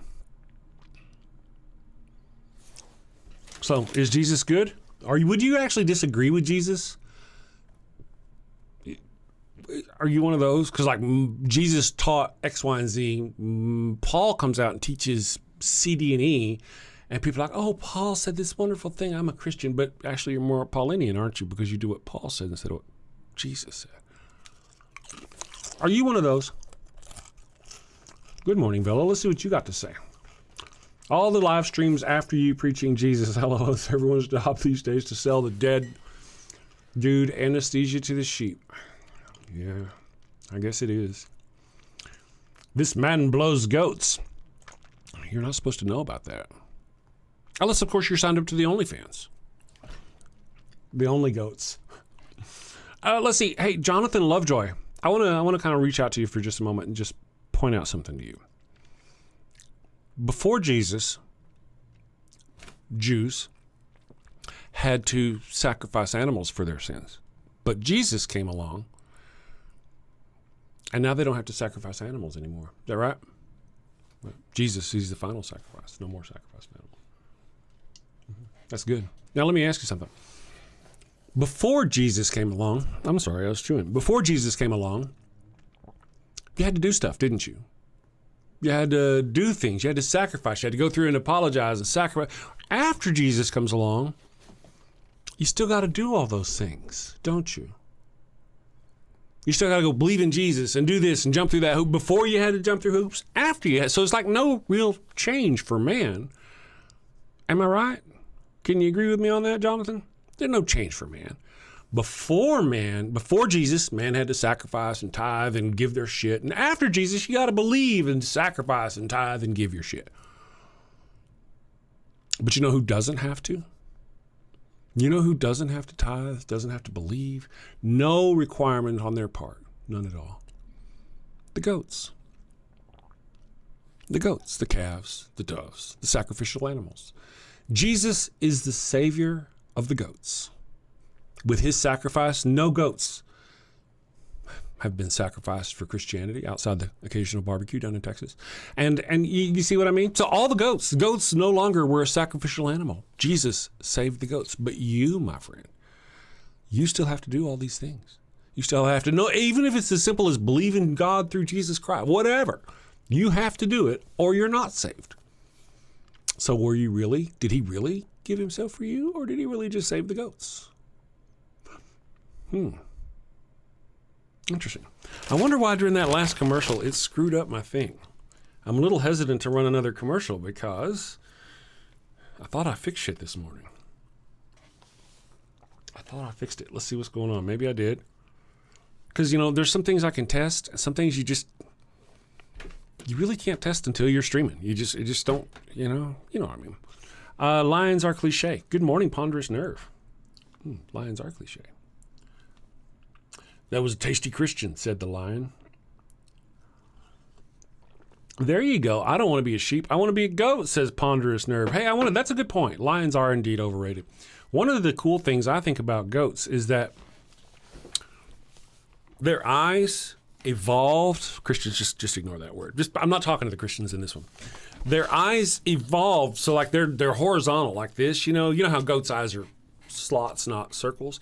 They're like this. And when they bend their head down to eat, instead of their eyes cranking with their head like ours do, like that, their eyes actually stay level when they so they can watch out for prey animals, and so that whenever they're down like this, their eyes are still horizontal. Isn't that cool? Evolution is a crazy thing. Okay, Christians, you can listen again. Info Unlimited. Good morning. Christianity says God is love by definition, but if that's true, you have to make every horrible, crazy thing God does good. With this logic, slavery is good, rape is good, incest is good.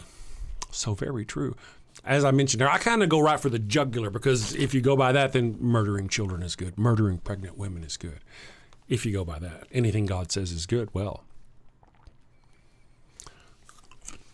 the deal is, where Christians like to split the hair is why they were killed. If they were killed for God creature, then this must be good.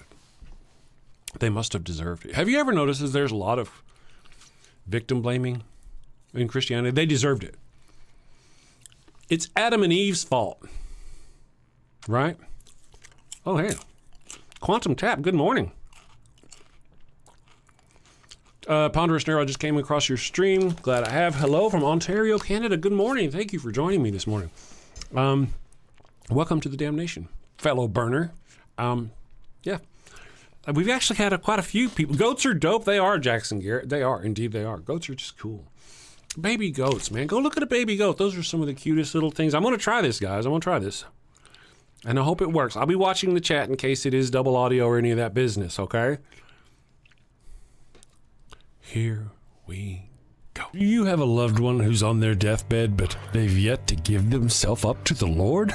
Are you sure you don't want to come to Jesus? No. This is your final chance. No. Worried they're headed to the fiery pits of hell. Your very last chance. No. I've been wicked and sinful. I deserve to burn in the hot place. As you wish. Farewell, my heathen husband. Farewell, my...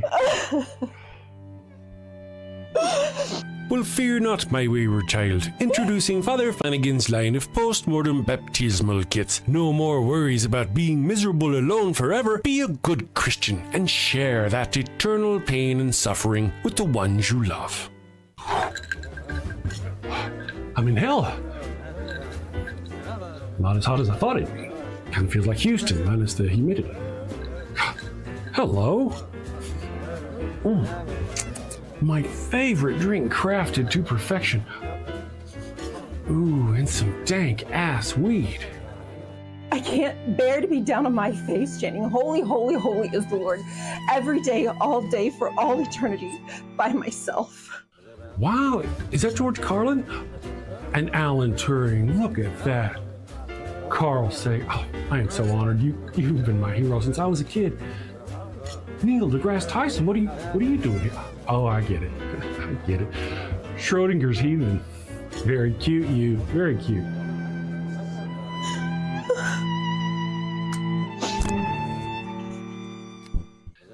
That's fantastic. Oh, what is that?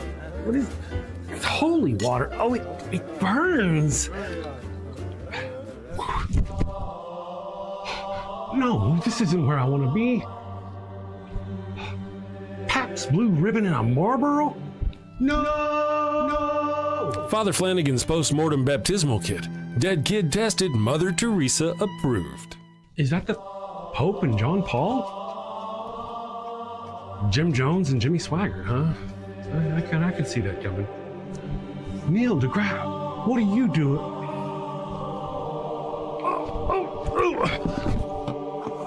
Holy, holy, holy is the Lord. Holy, holy, holy is the Lord. Thanks, Father Flanagan. Damn them to an eternity in heaven for only $59.99. They wouldn't appreciate it, but you'll feel better, and that's the point, isn't it? Get yours now. Your heathen loved one's time is running out. Holy, holy, holy is the Lord. This is some bullshit. Holy, holy, holy is the Lord. All right, we are back. You know, I really enjoy making those commercials. My old computer was getting to where it just could not handle. That was one of the most recent ones I made there. With the, you know, like, if you're not aware, me and the woman in the video have never met in person. She was a co-host on my channel. I mean, that's all me using DaVinci Resolve and all that business. And my old computer just could not handle it. And I built a new computer about a week and a half ago. And it's handling it. I'm going to finish up doing my editing for the New Mexico Shakespeare Festival. And then I'm going to create some stuff for you guys. Yeah. Matter of fact, you know, I have an ADHD brain, so I'll actually start those things beforehand. I just have a timeline on the festival thing. You know how it is with ADHD people. You give us a timeline, we're all fucked. With the others, I don't have a timeline, so you may never see them at all. But you know what I mean. Yeah, good morning, Katie Bluebird. Ryan is awesome. I still see her videos. She does all kinds of stuff. Go follow Ryan Coltastic if you're not a follower of her. See, I mean, did Cypher ever answer my question about his age? Because, I mean, I'm just saying. Let me look. I mean, you really like to tell people what they think. You think you know what's going on in their mind. And you... Last post. I told you, atheism makes you a coward. You're afraid of depression. You're afraid of suffering. You're even afraid of life.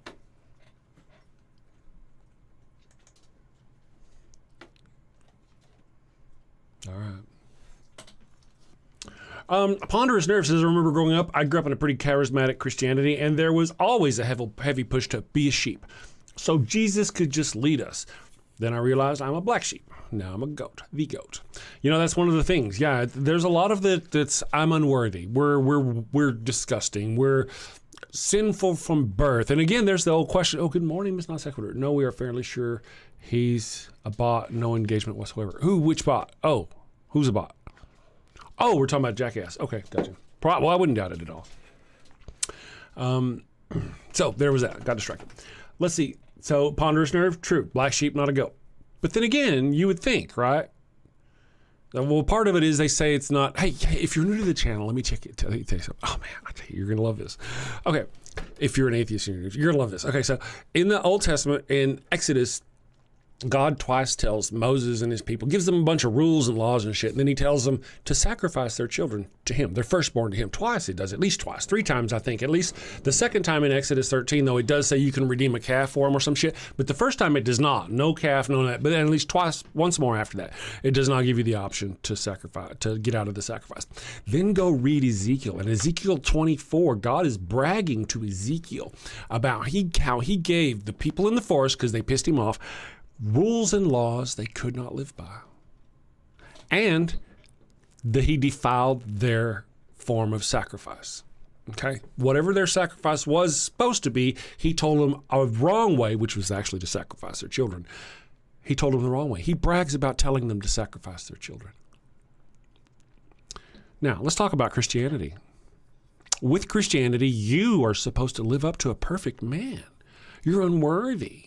I mean, he's a God man, but you got to live up to Jesus somehow. So as described by God creature to Ezekiel, that is the description of laws and statutes they could not live by. And Jews were supposed to sacrifice a certain way. By becoming a Christian, even though it wasn't child sacrifice, it was still defilement of the sacrifice because they're not sacrificing at all now because Jesus. It sounds exactly like what God creature did to his people in the desert. He gave them laws they couldn't follow, statutes they couldn't live by, and he defiled their sacrifice on purpose. What a loving, merciful God. But to me, it almost sounds like Christianity is another one of those times where at some point this group of Jews who were supposed to do it a certain way pissed God off, and he's like, boom, and now we've got 2,000 years of Christianity. I don't know if y'all ever heard those stories. So Jesus Christ is your Savior and your King, says Mango Jet. Cool, Mango. Savior from what? Who's Jesus saving you from?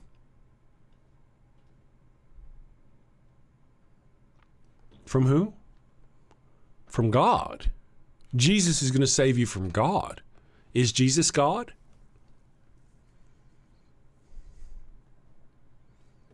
Jesus is going to save you from himself? Is that what you're saying to me? Jesus is God, and Jesus is your Savior, and Jesus is going to save you from Jesus because Jesus is God? But Jesus is also merciful and loving and kind, right? So why would you need to be saved from him? From God? Why would you even need that? Why wouldn't he just blink you mercilessly out of existence? Why do you need to be saved from this creature at all? And as for being a king, Jesus was never a king.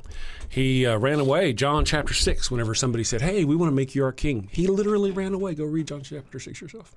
Ran away to the mountains. Said, no, I don't want to be a king. Jews said, don't make him my king. But he's not our king. No.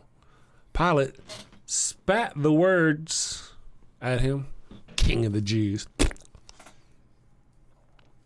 He never had a throne, never wore a crown, never levied taxes, never waged a war, never raised an army, did none of the things a king does.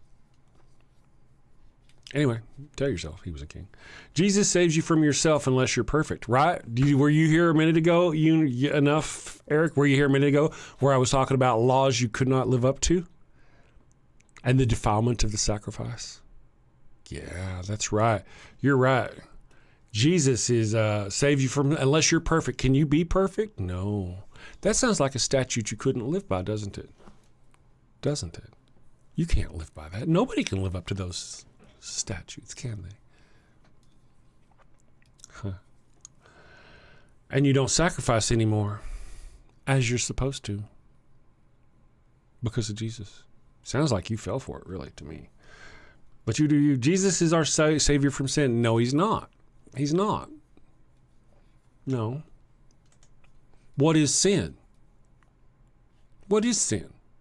Sin is a thing determined by God creature. By Jesus, if you think Jesus is God. If Jesus or God creature doesn't like something, it's a sin, correct or wrong? If it does like something, it is holy, correct or wrong, right? So a sin is just a matter of opinion of your God creature, right? Sometimes your God creature says murdering children is bad. Sometimes it says it's good. How do you know? When most of the examples it sets are that murdering children is good. How do you know? Interesting.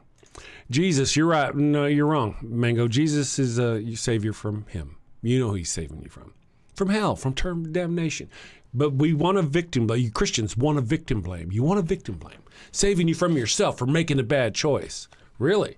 Given a bad choice. Given a bad choice. If that's the choice to be made. Velo, a child would get a cancerous tumor because he sinned. Christian logic is just pure stupidity. Hashtag truth. That's the whole thing. It depends on which Christian you're talking about. You know, I mean, some of them believe you're wicked and sinful and you're dirty from birth, from before birth. You're dirty. And if you die or you're aborted, you go to hell because their God creature is that merciful and that loving. What a piece of shit God they worship. If they think that babies and children are sinful because of something Eve did and they deserve damnation or hell. That's just what a piece of shit group. It disgusts me. Jesus loves so much. Jesus is king, says Jesus loves so much. Did you just get here? You just got here. I'm not repeating it all about how Jesus was never a king. Maybe you got here and you just wanted to prove that you weren't paying attention. Or don't care. Maybe you're one of those that don't care. Mm-hmm. You know, like Jesus is going to show up at your place and he's going to be like, man, look at all these fucking crosses. You know, I was nailed to one of those motherfuckers. What would make you think I would want to see one? Why would you think I would want to see a cross around your fucking neck? Every time I got to look at your ugly face, I got to see that cross. Every time I look at your ugly face, I got to see those crosses in your earlobe. What the fuck? Why would you think that? Why would you think that? You guys are so funny. A dove, man, wear a dove. Wear a dove if you think Jesus is peace. Now remember, Jesus said, I did not come to bring peace. So fuck the dove, right? Right?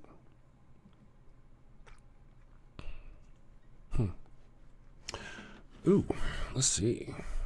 A new name in the chat. I think it was a new name in the chat. Maybe it's already on.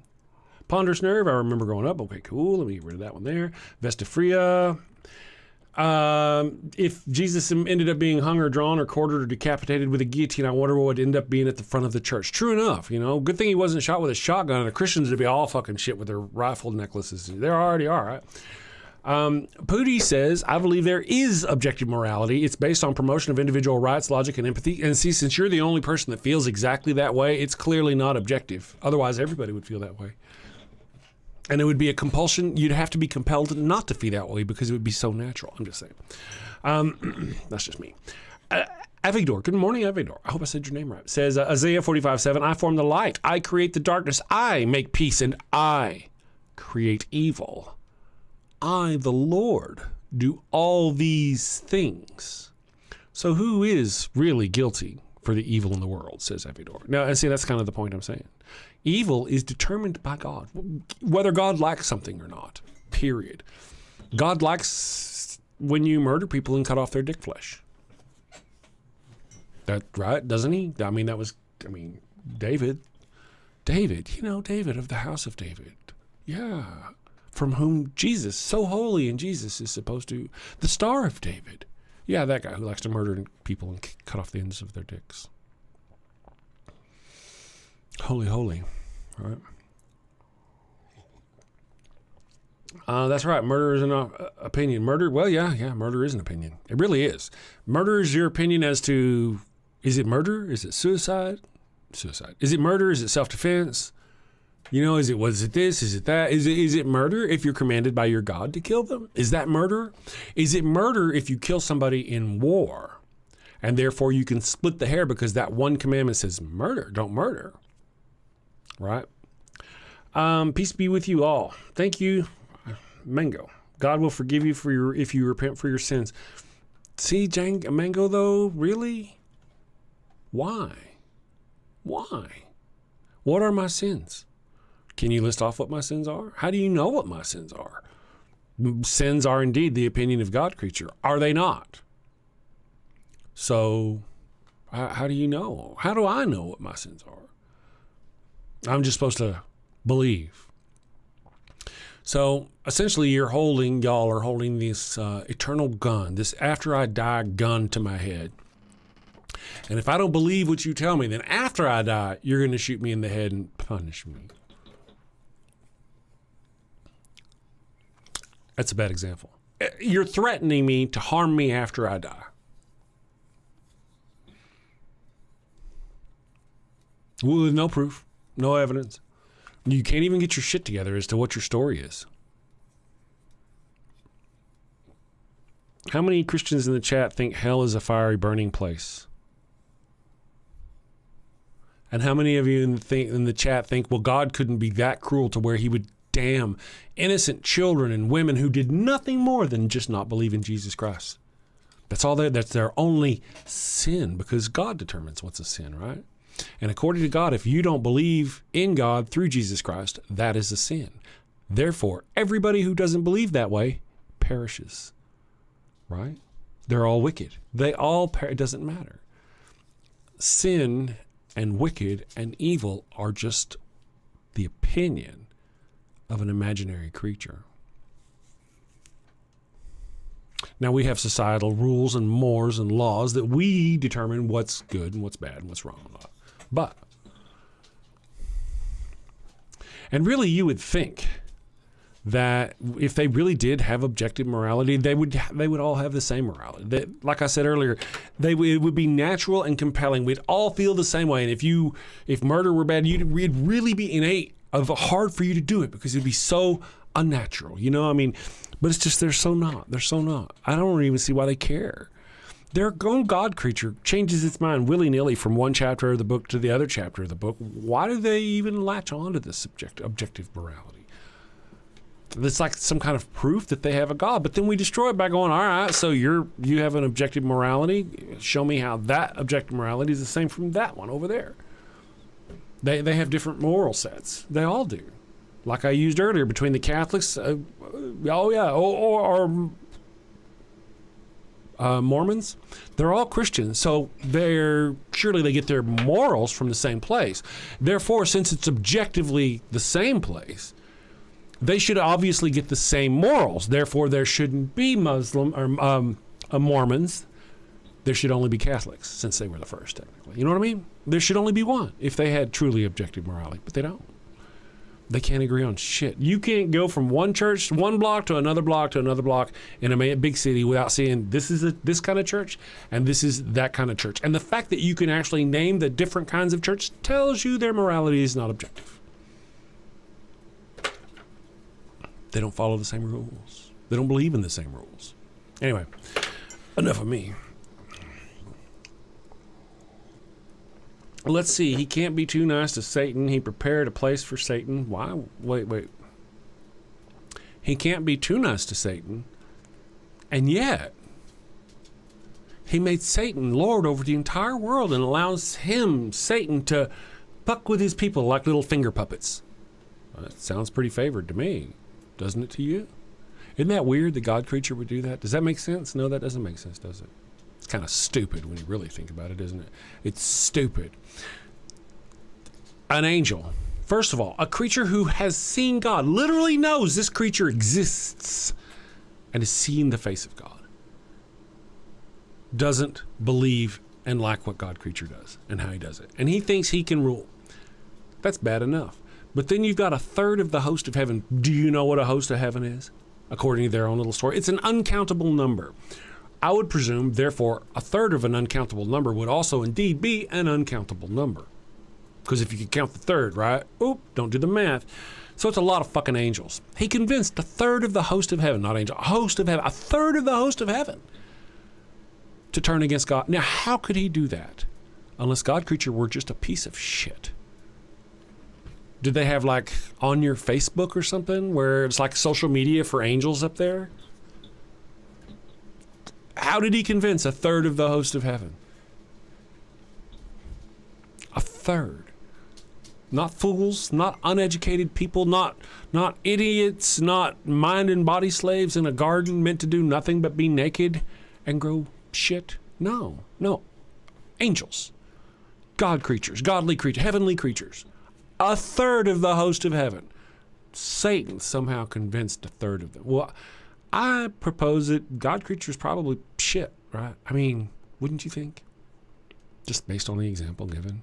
Even if his own angels rebelled again. Isn't that fucking... And then like the examples we give about all the people in Israel throughout the Old Testament, the ancient Hebrew, how he would take them from play, literally show them his power, and they would still not want to worship him, still turn away from him. Maybe he's just a shit fucking God. Y'all ever think of that? Have you read the book? You should really stop hurting people in the name of this God creature. Let's see. We've got some super chats. J. Paul, for $2 said, respect free thinking. Thank you for doing this. I appreciate that. Thank you very much. Thank you. And then Atheist Mechanic has been a member at the silver level. That's our highest level, $10 a month. Very much appreciate you. It says, get this. The county where Jack Daniels is brewed is a dry county. We were talking about blue laws earlier. Indeed, the county where Jack Daniels, dry county. And then let's go over here. I do thank you guys. We even had some super chats from the vertical this morning. We had Tech 787 LLC. Interesting. Okay, cool. I might have to look that up. For $2, said, when do you want to debate me? Or are you scared? I don't remember the individual ever giving me a reason to debate them. Do you guys in the chat? I remember asking, like, who are you? Do you have a church, a big parish or something, a group of people we can? Because I'm never going to convince this guy shit. No, but if I can debate him in front of his church, I might be able to, drive a wedge in there in some of their minds. I'd be down. Yeah. But no, he doesn't have a church. Nope, just jack off, sitting in his mother's basement, going, I can take out the atheist, I destroy atheists. Yeah, debate me, bro. You guys are, yeah. Good morning, Die Trump Die. Thank you for being here. Ponderous Nerd, I do appreciate that. And you and all the other new people, thank you for being here today. I'll throw one more little of our cute little commercial thingies at you new guys before I leave, okay? If you haven't suffered enough trauma, as it were. We got a whole line of products from Father Flanagan's. And we do have the Holy Halos. You'll love the Holy Halos. If you're not familiar with them, you will see. Let's go down here. Vesta Frisia. Really nice to see you, Vesta. Thank you. Avidor, get that out of there. God will forgive you and repent for your sins. Again, forgive me for what? What is a sin? It's just God. All I have to do to sin is to not believe in Jesus Christ. That's a sin. That's burn forever worthy. Is it really? Is your God that fragile that it has to threaten me with eternal damnation, whatever that is? Really? Puny God. And then for $10, Frosty Bite said, here's $10, buddy. But yeah, the American way is politics, but the Christian people are the voice of the people and enacting authority. That's kind of what's, the Christian nationalists have taken over. They're actually warring. I don't know if this individual is agreeing with me or not. I don't know if we're on the same page or not. But yeah, we're attacking Christians are leading our nation and attacking a Muslim nation at the behest of Jews. Right now. It's a zealot war, is it not? Would you not call it a zealot war? Or a continuation of the zealot wars? Thank you very much for your $10. Says the rest of it says, so yes, it's mostly a bunch of people holding things down or up or whatever. Yeah, that's not wrong. Not wrong. Let me check off one last thing. Peace of Mind says, didn't you ask me to tell? I'm not sure if you're talking to me, sorry.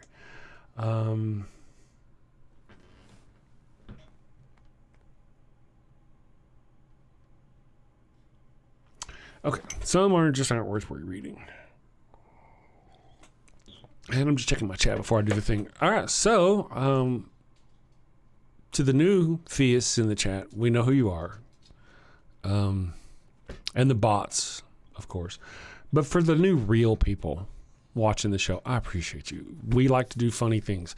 I just built a new computer because I was getting to the limits of my things that I could do. I'll start doing things again. This is one of those things. If you can, support the channel. It cost me everything. What did it say? Here we go. But enjoy this. When I come back, I'll close out the show. And go. So it's not going to go. I'm going to have to manually do the Holy Halos commercial. So, un moment, s'il vous plaît.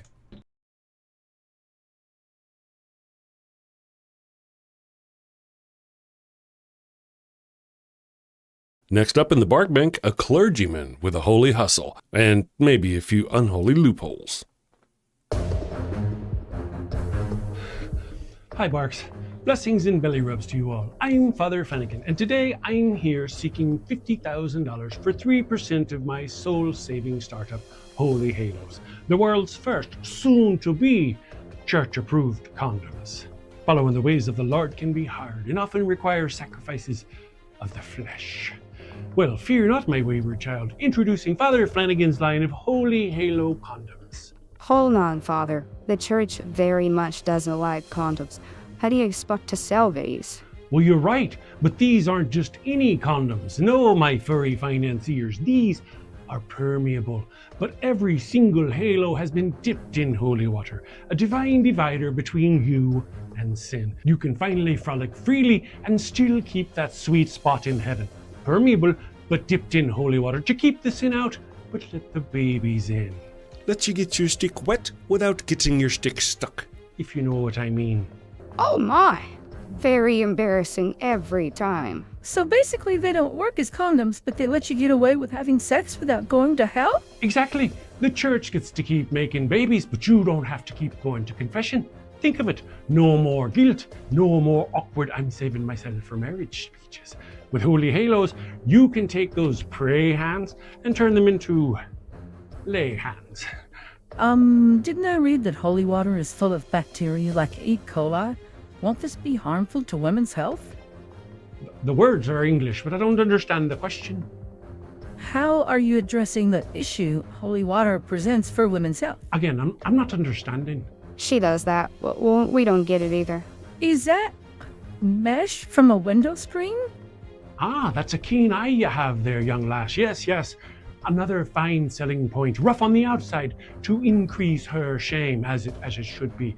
But soft and smooth on the inside, internally lubed and ribbed for his pleasure. We even have custom scents. Scents? Now you have my attention. What flavors we talking? Don't pitch me that vanilla missionary nonsense, Padre. Well, we do have virgin vanilla, but we also have miracle mint and cooing camel and my personal favorite, sweat of the Savior. And the Vatican, they've blessed this endeavor? Well, not exactly. I'm still waiting on the papal decree one way or the other. I love it, but you're asking 50 grand for only 3%. That's rough, Father, real rough. Not running with the big dogs on this one. I'm gonna stay on the porch. Me too. Good luck, Father. 15%. Ouch, 15%, that's highway robbery even for the church. Come on, Father, we're dogs. We know a bone when we see one. 10%, and we'll even bless your branding. Look, meet me in the middle, 7%, and I'll baptize all your puppies. 7% works for me. Father Flanagan, it looks like Wait a second. Our producers say we have a special call-in bidder. Let's get him up on the screen. Folks, we have the guardian of the sacred fire hydrant himself. Oh no. Defender of the holy tennis ball and eater of the golden kibble, Pup Oliver Poops a Lot the Fifth.